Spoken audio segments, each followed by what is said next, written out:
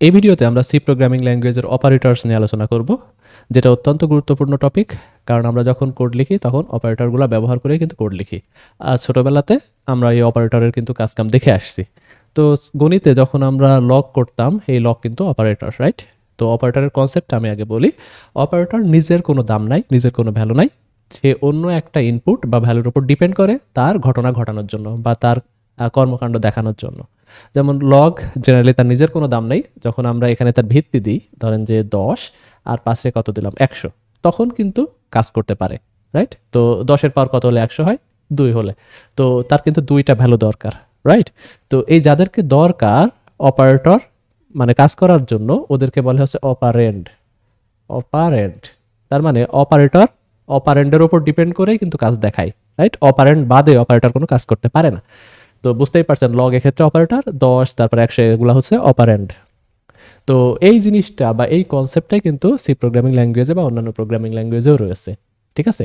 তো C programming ল্যাঙ্গুয়েজে 8 ধরনের অপারেটর রয়েছে। তো আমরা একটু দেখি সেই অপারেটরগুলো কি কি। আমি 1 নম্বর প্রথম যেটা আলোচনা করব সেটা হচ্ছে অ্যাসাইনমেন্ট অপারেটর, যেটা অলরেডি আমরা দেখে ফেলছি, রাইট? অ্যাসাইনমেন্ট অপারেটর হচ্ছে একটাই, সেটা হচ্ছে ইকুয়াল। তো এটা আমরা কোথায় দেখছি? যখন আমরা ভ্যারিয়েবল ডিক্লেয়ার করছি এবং সেই ভ্যারিয়েবলে ভ্যালু অ্যাসাইন করছি, তখন কিন্তু অ্যাসাইনমেন্ট অপারেটর দেখছিলাম। যেমন ইন্ট এ, তারপরে কি করছিলাম? এ ইকুয়াল টু 10, তাই না? এই যে অ্যাসাইনমেন্ট অপারেটর এখানে কাজ করতেছে, বুঝতে পারছেন?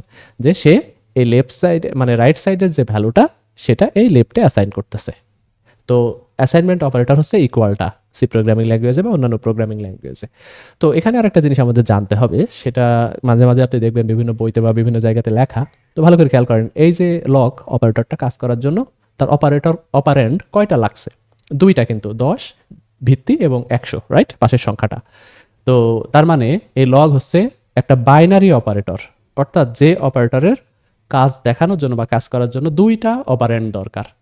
তো বাইনারি। আবার কিছু কিছু অপারেটর আছে যাদের কাজ করার জন্য একটা অপারেন্ডই যথেষ্ট, তাদেরকে বলে ইউনারি, রাইট? আবার কিছু কিছু আছে যাদের কাজ দেখানোর জন্য বা নিজের কাজ করার জন্য দরকার 3টা অপারেন্ড, যাদেরকে বলে টার্নারি, রাইট? তো বাইনারি বুঝতে পারছেন, 2টা দরকার। তো এখানে এই যে ইকুয়াল সিম্বলটা, এটা অ্যাসাইনমেন্ট অপারেটর, এটা কিন্তু বাইনারি অপারেটর। কারণ শুধু ইকুয়াল 10 এটা কোনো মিনিং বহন করে না, রাইট? এটা হতে পারে না। আবার এ ইকুয়াল, এটাও কোনো মিনিং বহন করে না। যখন আপনি 2টা অপারেন্ড দিবেন, রাইট, ডান পাশে বাম পাশে, তখন ডান পাশেটা বাম পাশে অ্যাসাইন হবে। এই কারণে এটা বাইনারি অপারেটর, রাইট?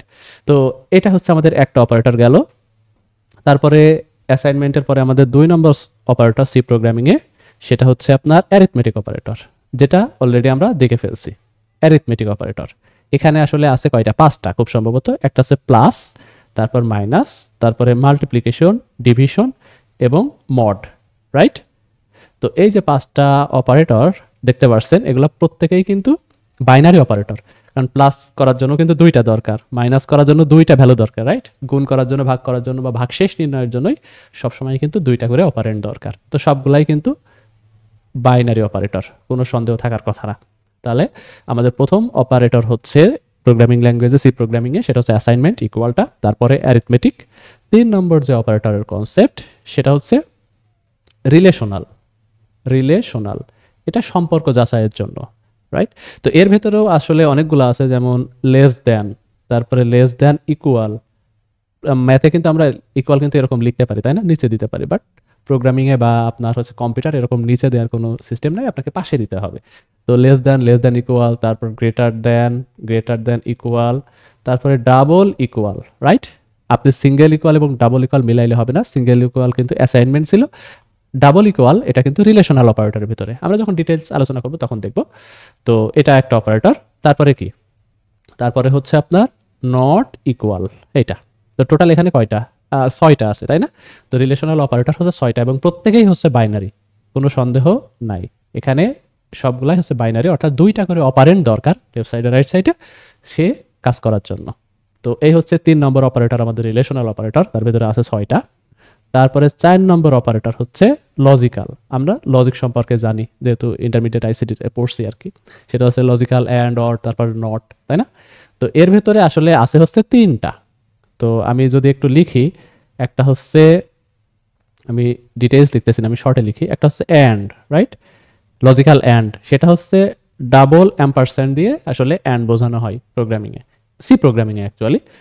অর এটা হচ্ছে ডাবল পাইপ, সোজা সিম্বল, ঠিক আছে? এটা কিবোর্ডের কোথায় আছে?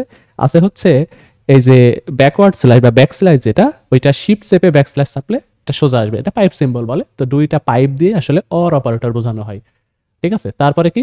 তারপরে আছে হচ্ছে নট। এটা হচ্ছে সি প্রোগ্রামিং ল্যাঙ্গুয়েজে নট বলতে অলওয়েজ এক্সক্লামেশন, ঠিক আছে? এক্সক্লামেশন বা বিস্ময়সূচক চিহ্ন মানে নট। তাহলে এই logical and, logical or, logical not, এই তিনটা মিলে আসলে লজিক্যাল অপারেটর।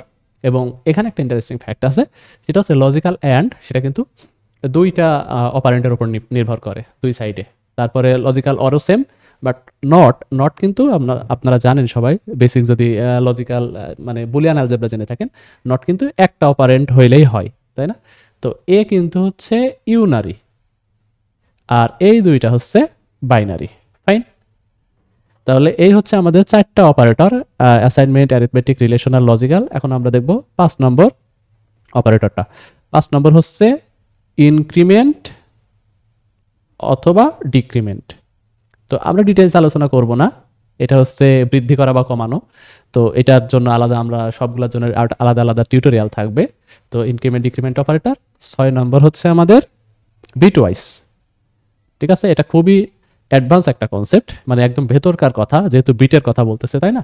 বিটওয়াইজ হিসাব হয় এখানে, তো বিটওয়াইজ অপারেটর আছে। তারপরে 7 নম্বরে আমাদের আছে হচ্ছে কন্ডিশনাল। কন্ডিশনাল, তো এই এরা আবার ইউনারি, বাইনারি বা টার্নারি কোনটা সেগুলো আমরা বলবো আস্তে আস্তে, সমস্যা নেই। বাট কন্ডিশনাল এটা হচ্ছে টার্নারি, অর্থাৎ এই অপারেটরের কাজ করার জন্য 3টা অপারেন্ট দরকার। তো এই একমাত্র কন্ডিশনালি একমাত্র টার্নারি অপারেটর, ওকে? তারপরে হচ্ছে 8 নম্বর হচ্ছে আমাদের স্পেশাল। স্পেশালটা কিন্তু একটা বললেই আপনি বুঝবেন, স্পেশালের ভেতরে অনেকেই আছে, বাট একটা সুন্দর জিনিস হচ্ছে সেটা হচ্ছে কমা অপারেটর। কমা অপারেটর কিন্তু স্পেশাল অপারেটর। কেন? এই অপারেটরের কাজ হচ্ছে সেপারেট করা। যেমন ইন্ট এ কমা বি কমা সি, বলেন তো কি হলো? যে একই লাইনে 3টা একই টাইপের ভ্যারিয়েবল ডিক্লেয়ার করলাম, তাদেরকে কমা দিয়ে সেপারেট করলাম। যদি কমা অপারেটর না থাকতো তাহলে কিন্তু এক লাইনে করা যাইতো না, তখন ইন্ট এ কোলন, তারপরে ইন্ট বি, তারপর সেমিকোলন, এরকম করে 3 লাইনে করতে হতো। তো কমার অপারেটর ব্যবহার করে আমরা সেপারেট করে দিতে পারি, তো এটাও একটা অপারেটর, রাইট? তাহলে এই হচ্ছে 8 ধরনের অপারেটর, যেখানে আমরা অ্যাসাইনমেন্ট অপারেটর সম্পর্কে অলরেডি জানি, অ্যারিথমেটিকও আমরা দেখছি। আর এই যে এইগুলা 3 থেকে relational, logical, increment decrement, bitwise, conditional এবং স্পেশাল, রাইট? এইগুলো আমরা একটা একটা করে প্রত্যেক ভিডিওতে দেখব। তো আশা করি বুঝছেন।